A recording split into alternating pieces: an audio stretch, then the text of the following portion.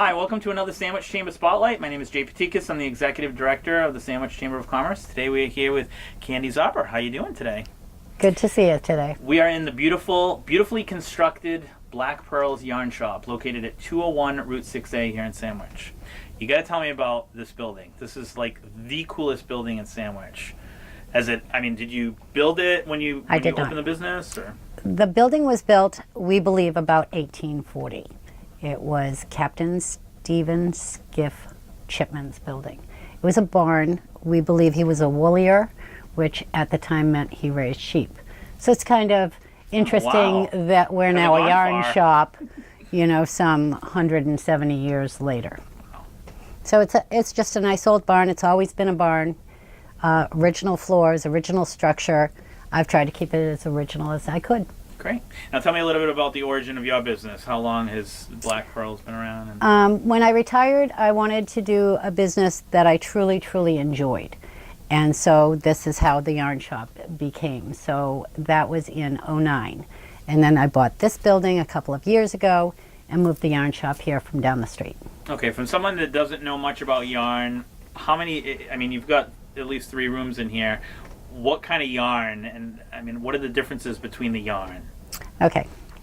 Well, we probably have 400 different varieties here, from different vendors, from different places, from Turkey, from Peru, even from the United States, although that's pretty limited. We don't have a lot of farming in the United States anymore, sadly.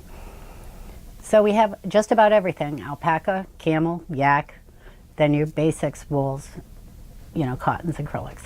Now, from a guy perspective, what is it that's made? I know that knitting, sweaters, stuff like that. What do people do with yarn besides the typical ones that we know of? What other things that people do with yarn that we might not know about? I guess the most popular item would be scarves and shawls. Women do that, and socks. Those are the most popular. Of course, we do have the sweater knitters and things like that. Hats, gloves, mittens, mitts.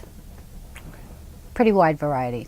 A lot of baby items. And there's like 1 or 2 days a week that you actually have a knitting class here. We do. We have a Wednesday morning group. We have a Thursday night group. Then we do classes. We do specialty classes, events. Like what are specialty classes like? We may teach color stranding, where you're doing Fair Isle knits. That's where you put all the little designs in of different colors. I'm glad you're explaining it, yeah, because I have no idea what it is. You see the Scandinavian sweaters with the different colors, things like that. So we teach specialty things. We teach socks. We teach a lot of that, different stitches. Now, you have a pretty lively group. I remember coming in here, Me too. And it was like, what is going on here? It was almost like a high school class for the most part. It how really many is. people are we talking about? Usually 12 to 18. Then when we do events, we might see 100 or 150 people throughout a 4-hour period. But the weird thing, at least for me, from on the outside, is it's not like it's going to a council on aging. You have various ages of people. There was people like my age or around my age that were doing it too. As young as you. Yeah. As young as you. You would expect, I guess from assumption purposes only, you would think that for the most part, most of the people that do knitting are older people that have the time, but it was actually kind of cool to see that there's younger generation that's doing it too. Generally, I'm going to say the average is probably age 50 and up. However, we see a lot of college girls coming in now. A lot of the colleges have knit groups. Really? So it has flowed down. It's becoming the thing for the college girl to learn too. Now, why is it the thing? And is it making a comeback? I think it's definitely making a comeback. I think there were periods that it was pretty dry for the younger people, but it's definitely a comeback. And why? Why is it a comeback now? I think it's an arts thing. People like to be creative. It's just another outlet for creativity. They do weaving, they do spinning, they do knitting, crocheting.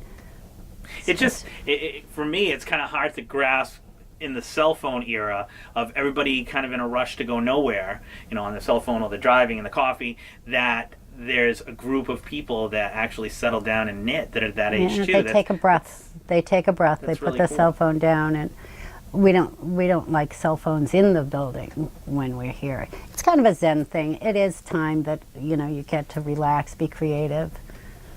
It's like yoga. Yeah, I was thinking that too when I was talking to you and saying, like knitting is something that I should take up because I'm constantly, stressed and looking for some way to have an outlet.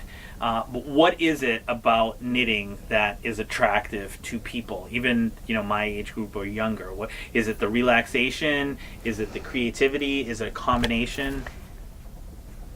If I give you two sticks, can you make something out of it? Because I can. Two sticks and string. I mean, I guess. And I you could, can create something. I think it's just a creative outlet. So it's like having something. It's almost like you were saying, I think off camera, where it was like artwork. It is artwork. Where you're actually, it's almost like you're painting something, except you're knitting something. Exactly. That's kind of cool. I mean, I Two wouldn't be sticks. able to do it right now. I'll go out back and get your sticks. Is there any other like myths or things that you'd like people to know about knitting? Like, I know I came in with my own assumptions that proved to be mostly incorrect. Is there any other things that people think about knitting? I mean, it sounds like it's making a comeback, which is great. It I is. mean, you have, and I know they're going to take video of the place. It's amazing how much inventory you have in here. And I guess you're a niche shop as far as the Cape. Yeah. There's not many yarn shops left. There aren't very many left. Sadly, it's a tough business. It really is. And it's proven to be very tough in this area. We've lost a lot of shops on the Cape, and it's sad to see them go. It really is. I guess it comes down to if you have enough yarn, they'll come. It's a destination shop. People drive from off Cape. We have people from all over the world here. In the summer, we have a huge influx of people from Europe, from South America that come, a lot of people from Canada. So it's not a dying art. It's just that it's harder and harder to find a good shop. Yeah. Now, do you think your success is based on your inventory, first do. of all? Okay, yeah. I do. Just because you have so many variety. I I mean, the do. classes must help too in raising do. awareness that, hey, They this do. is what you can do with this yarn. We have our regulars. We have a core group of people that come, every week, every 2 weeks, once a month. Or we have a lot of people that come twice a year because they're on the Cape and they make it a point to come here. Other than that, I really think that it comes down to inventory, if you have enough. Now, do you have a lot of people that come in here that have never knitted before, or are they mostly veteran knitters? Most of them are veteran knitters, or they bring in a granddaughter Yeah. or somebody in the family. Generally, for the most part, we all learn to knit from our grandmothers. I don't know whether mothers don't have the patience with us at the time, but it seems to pass from a grandmother to the granddaughter. So that's, I guess, where a concern might be for the present and future is it's with back then they weren't working. Well, they weren't working as much. Now it seems like all moms for the most part are working. So how is that going to be passed down? So like the college girls that are coming here are learning from your classes, I guess, where they might have learned from. So hopefully that doesn't from a have an family member? impact. Or either you'll have to do more classes. Either that or the grandmothers have to quit their jobs. I'm a grandmother, I can say that. But is there any concern that, I mean, it seems like you're getting a good It's been around variable since of age. the Egyptians, so I think it'll hang in there. That's good. I do. And what is the, I mean, I don't know if you answered this question, but as far as the biggest benefit after you finish, your knitting, what is it? The relaxation? Is it a combination? Is it the art? It's the journey. It The is the journey. journey. It is the journey. So a you really combination do. of You really, relaxation, yeah. like You yoga enjoy would be the making workout. it, and at some point, towards the end, you're in a hurry to finish that because you already have 3 other projects that you want to get to.